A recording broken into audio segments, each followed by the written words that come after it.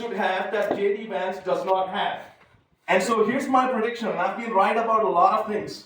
My prediction is, if J.D. Vance, if he runs for president, the day he announces that he will run for president is the day when his status, apparent status as the apparent frontrunner for the 2028 election will start to slide.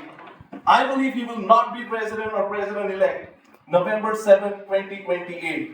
And I just want to say this about Kari Lake. We're in Arizona right now, and I said, well, some people have come up to me and said Kari Lake will not run for president in 2028. My response is, look, if I feel someone's a potential political opponent in the 2028 election cycle, I'm going to say things against them unless they endorse my candidacy. Because I've been in politics for a long time. It means nothing when they say, oh, I'm not going to run for president in 2028. It means nothing. And so, look, here's my response to Kari Lake. President Trump won Arizona 2024. How much was it by? 5 points against dumb as a rock Kamala. Kari Lake lost the same jurisdiction, Arizona, same constituents, same election cycle. She ran as a supporter of President Trump. She lost by 2 points. There's a 7-point gap. There's a 7-point difference between the man, President Donald J. Trump, and Kari Lake, who lost. And so my simple prediction or my simple conclusion on this is it's very simple. I believe Kari Lake does not have what it takes to win the election in 2028 and make America great again, keep America great, and save America. She's lost 2022, spending millions and millions of dollars, and she has lost 2024. And finally, I just want to say something about Kamala, all right? Now, nobody here likes Kamala, right? Now, Kamala Harris, President Trump called Kamala Harris dumb as a rock. And I do believe Kamala Harris is dumb as a rock because she's destroying our country or was destroying our country. And a friend of mine said to me very recently, he said, Gary, Kamala is an empty suit, S-U-I-T, empty suit, which means she's an unremarkable person. And I do believe Kamala is an unremarkable person. You just look at her word salads, right? She says a few things that she somehow manages to string together. And at the end of the few things that she somehow manages to string together, there's no sense that comes out of it. You contrast that with President Donald J. Trump's tremendous advice, wisdom, and encouragement through his books, videos, and interviews, especially his book, Think Big. It's the greatest book ever written after the Bible. And that itself is a big difference between Kamala and President Donald J. Trump. And so I'm saying this to Kamala right now, and even Gavin Newsom. Please run in 2028 against me because I will have the great honor and opportunity to defeat you then as a Republican supporter of the greatest president ever, the 47th president of the United States of America, Donald J. Trump. And so I'll end it with this, and I'll open it up for questions if you have a few minutes. Open book, any question that you want to ask me any question. I'll end it with this. We are one nation under God, and in God we trust. May God bless you, and may God bless the United States of America, the greatest country on earth. Thank you, and let's win this. Thank you very much. Okay.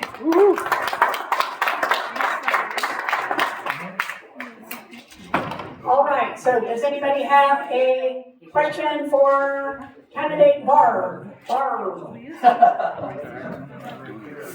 Okay. All right, well, Mary. Okay, Marie has a question. Speak out loud, Marie.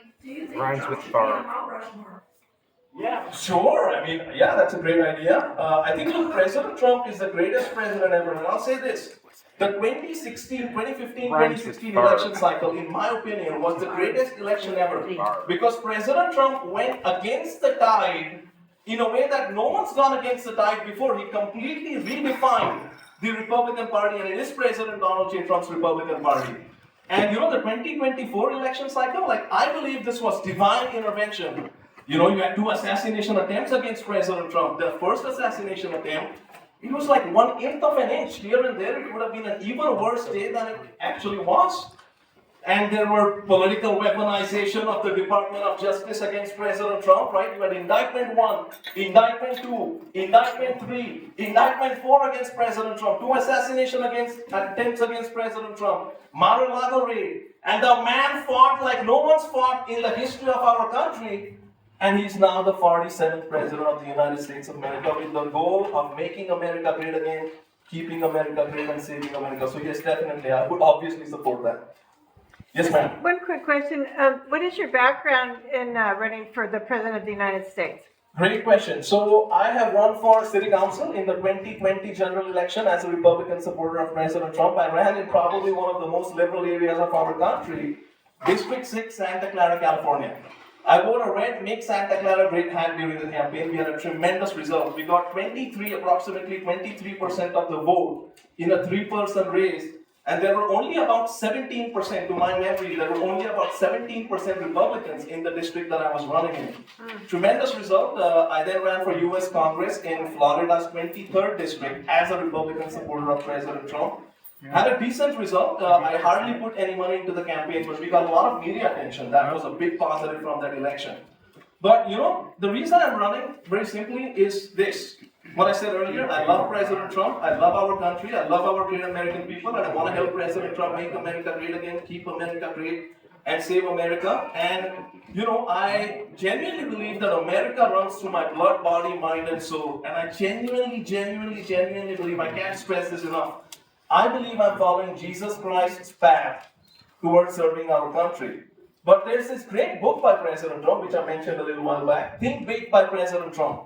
And it's the greatest book ever written after the Bible. And in the book, he talks about a few things. He talks about never give up, right? He says never give up. If there's one message that I can leave you with today, never, ever give up. That's what he says. He says, think big, go against the tide, love the country, and serve the country. And I said, I want to run for president because, like I said, America runs through my blood, body, mind, and soul. And those are some of the reasons, man, why I'm running for president. And I want to make America great again as a Republican supporter of President Trump. Thank you. That's the last question. Okay, I have followed all of President Trump's Stand up, be loud. and he's getting a lot of people to come to that, and it takes. Could you repeat that, please? I couldn't hear the initial part. I said, I have watched just about all of President Trump's rallies. Yeah. He gets a huge crowd. He's also a huge investor, land developer, owner of hotels.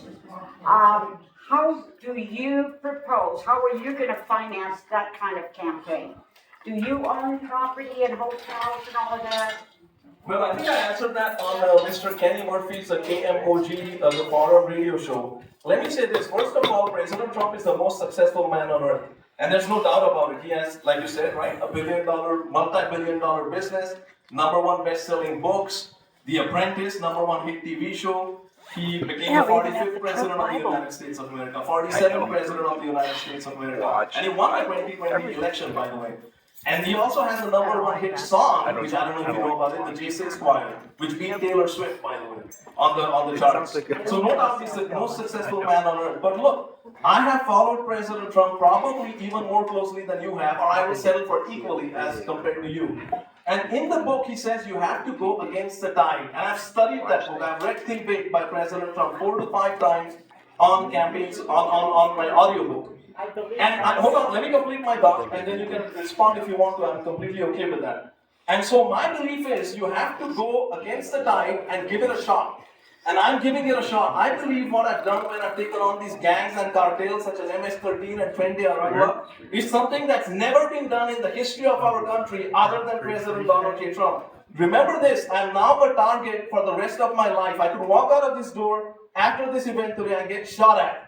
And I'm okay with that. I have a certain way of going about things. I'm okay with that because I'm completely dedicated to making America great again, keeping America great, and saving America as a Republican supporter of President Trump. And so my belief is there's something called as momentum. And this is a long-winded answer, but I have to get this out.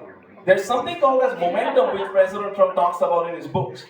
And I believe the momentum is shifting towards my campaign very fast, like you wouldn't even believe it.